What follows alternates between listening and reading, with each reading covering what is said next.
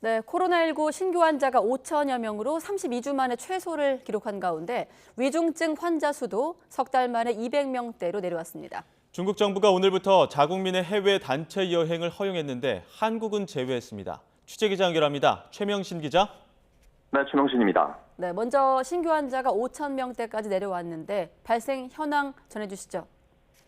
네, 오늘 신규 환자는 5,850명으로 어제보다 8천여 명 적습니다. 일주일 전과 비교해선 1,000명, 2주 전보다는 3,000명 이상 줄었습니다. 지난해 6월 27일 이후 32주 만에 가장 적은 숫자입니다. 위중증 환자는 289명으로 95일 만에 200명대로 내려왔고요. 사망자는 18명 나왔습니다. 이런 가운데 방역당국이 고령층의 계량 백신 접종을 거듭 당부하고 나섰습니다.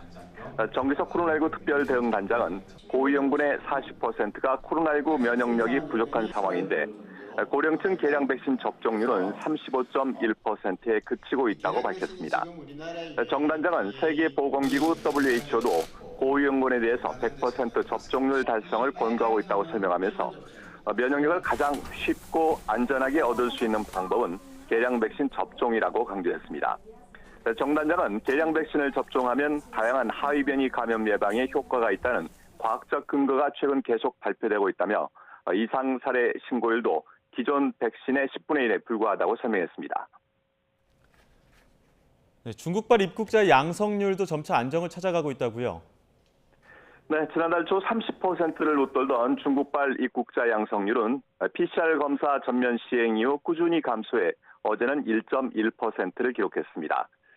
중국발 입국자에 대한 방역 상황이 안정세를 보이면서 이달 말까지로 예정된 방역 강화 조치가 조기에 완화될 가능성도 제기되고 있습니다.